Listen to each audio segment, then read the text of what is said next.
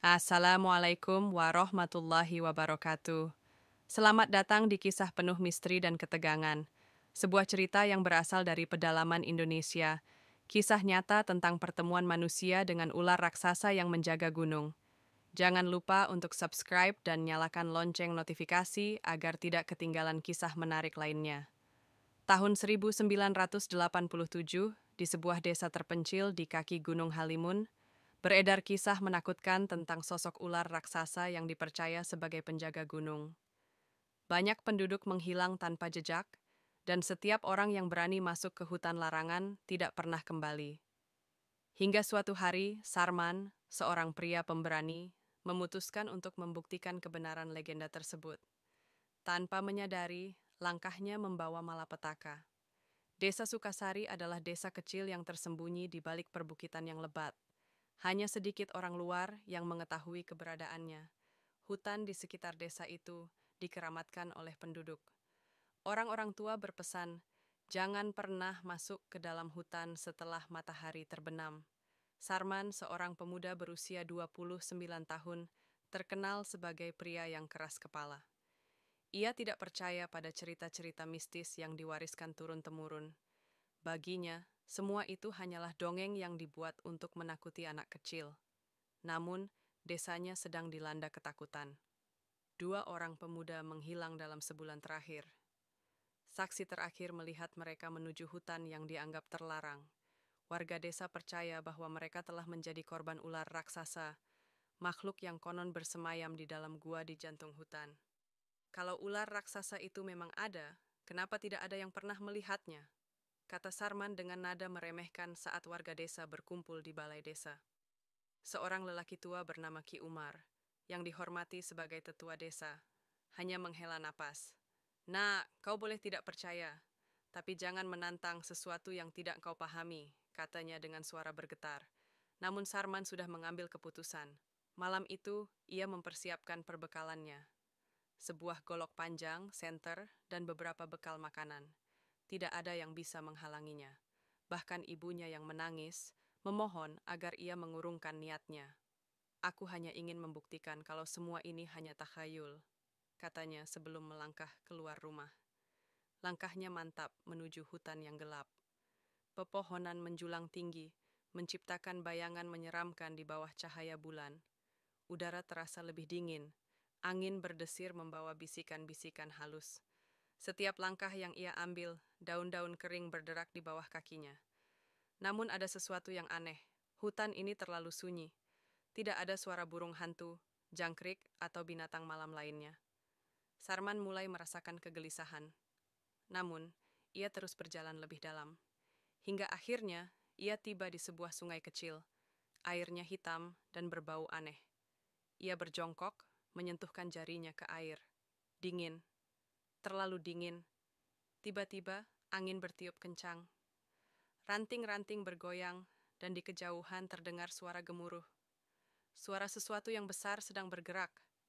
Sarman menegakkan tubuhnya. Matanya tajam mengawasi sekeliling. Di antara rimbunan pepohonan, ia melihatnya. Sepasang mata merah bersinar dalam gelap, darah Sarman membeku.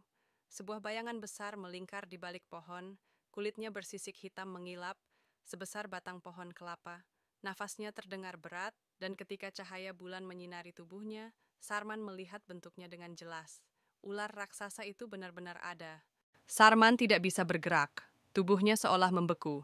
Makhluk itu terlalu besar. Panjangnya mungkin lebih dari belasan meter, dengan tubuh sebesar drum minyak. Sisiknya berkilauan di bawah cahaya bulan, berwarna hitam legam dengan corak keemasan yang samar. Mata merah itu menatapnya tanpa berkedip. Nafasnya terdengar seperti hembusan angin badai, berat dan mengancam. Sarman mundur perlahan. Ia berusaha mengendalikan napasnya yang mulai memburu. Namun terlambat. Krek! Ia menginjak ranting kering. Suara kecil itu cukup untuk memicu bencana. Dalam hitungan detik, ular raksasa itu bergerak. Tubuhnya melesat dengan kecepatan yang mustahil untuk ukuran sebesar itu. Dalam sekejap, makhluk itu sudah hanya berjarak beberapa meter darinya. Sarman langsung berlari secepat yang ia bisa. Hutan ini gelap dan penuh akar pohon yang menjulur. Napasnya tersengal, Tubuhnya hampir kehilangan keseimbangan saat ia melompati batang pohon tumbang. Namun suara gesekan sisik dengan tanah semakin mendekat. Makhluk itu mengejarnya. Sarman melihat sebuah celah batu di depan. Tanpa pikir panjang, ia melompat masuk. Jantungnya hampir meledak. Di dalam celah sempit itu, ia menahan napas. Hanya ada suara detak jantungnya yang menggema di telinganya. Sunyi. Namun tiba-tiba, dari celah kecil di antara batuan, ia melihat sesuatu yang membuatnya ingin berteriak. Di luar sana, ular raksasa itu berhenti. Kepalanya terangkat tinggi, seperti sedang mengendus sesuatu di udara. Kemudian, makhluk itu mulai bergerak, tidak pergi, tapi mengelilingi tempat persembunyiannya. Sarman menyadari sesuatu yang mengerikan. Makhluk ini bukan sekadar ular biasa. Ia tahu Sarman ada di sana, dan ia menunggu. Sarman menahan napas. Keringat dingin membasahi tubuhnya. Ular raksasa itu tidak pergi. Ia justru bergerak melingkari celah batu tempat Sarman bersembunyi. Dia menunggu, pikirnya. Pikiran itu membuat bulu kuduknya berdiri. Makhluk ini bukan sekadar ular biasa. Ia cerdas. Ia tidak menyerang secara langsung, tapi memancing buruannya keluar. Sarman tahu ia tidak bisa berdiam diri lebih lama. Ia harus keluar dari tempat ini, atau justru akan menjadi santapan makhluk itu. Matanya mencari jalan keluar lain. Di sisi kiri celah, ada sebuah lorong sempit yang mengarah ke dalam gua. Itu satu-satunya pilihan. Perlahan, ia merayap ke dalam. Batu-batu tajam melukai tangannya, tapi ia tidak peduli. Di ujung lorong, ia menemukan sesuatu yang membuatnya merinding. Tulang belulang manusia. Beberapa masih utuh, beberapa sudah menjadi debu. Sarman menelan ludah. Ini berarti ular itu sudah lama memangsa manusia. Tiba-tiba, suara gemuruh terdengar. Makhluk itu mulai masuk ke dalam celah. Sisiknya bergesekan dengan dinding batu, menciptakan suara yang menggema.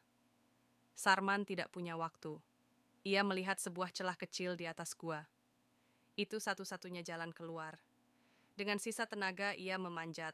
Batu-batu licin membuatnya hampir terpeleset, tapi ia terus naik. Di bawahnya, ular raksasa itu mendongak. Mata merahnya bersinar dalam kegelapan. Lidah bercabangnya menjulur, mencium bau tubuh Sarman. Sarman tidak bisa menunggu lebih lama. Dengan satu tarikan napas, ia melompat keluar dari celah gua. Tubuhnya terjatuh ke tanah, berguling beberapa kali sebelum akhirnya bangkit dan berlari. Di belakangnya, ular raksasa itu mengeluarkan suara mendesis panjang, seperti suara kemarahan. Tapi ia tidak mengejar. Seakan ada batas yang tidak bisa ia lewati. Sarman terus berlari, hingga akhirnya ia melihat cahaya dari kejauhan. Itu desa. Ketika ia tiba, tubuhnya lemas. Para warga yang melihatnya langsung berlari menghampiri. Ki Umar datang dan menatapnya dalam-dalam. "Kau melihatnya bukan?" tanyanya pelan. Sarman hanya bisa mengangguk. Ki Umar menghela napas panjang. "Sekarang kau tahu kenapa tempat itu dilarang." Sejak saat itu, Sarman tidak pernah lagi meremehkan legenda desa. Dan hingga kini, tidak ada seorang pun yang berani memasuki hutan larangan itu lagi.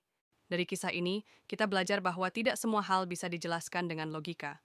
Ada kepercayaan dan larangan yang sudah dijaga turun-temurun, bukan tanpa alasan, melainkan karena ada bahaya yang nyata di baliknya. Terkadang, kesombongan dan rasa ingin tahu yang berlebihan bisa membawa kita ke dalam bahaya, seperti Sarman yang awalnya mengabaikan peringatan, hingga akhirnya ia menyaksikan sendiri kengerian yang tersembunyi di balik legenda. Jadi, selalu hormati kearifan lokal, dengarkan nasihat orang tua, dan jangan pernah menantang sesuatu yang tidak kita pahami, karena bisa jadi legenda itu bukan sekadar cerita. Jika kalian suka cerita ini, jangan lupa untuk like, subscribe, dan tinggalkan komentar di bawah. Apakah kalian percaya bahwa makhluk seperti ini benar-benar ada? Atau mungkin kalian punya pengalaman serupa? Tulis di kolom komentar. Sampai jumpa di kisah menegangkan berikutnya. Wassalamualaikum warahmatullahi wabarakatuh.